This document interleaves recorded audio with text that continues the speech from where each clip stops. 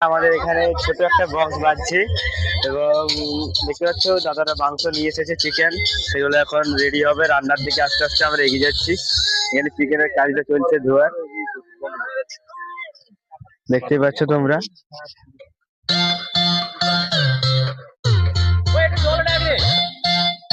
তো চিকেনটা এক্ষুনি এলো, তাই এখন ধোয়াটা পকোড়াও চলছে। আছে তার সঙ্গে।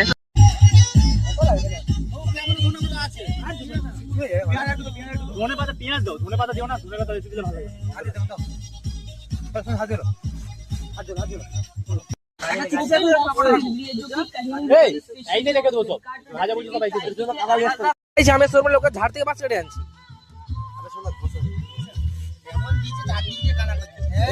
ক্যামেরাম্যান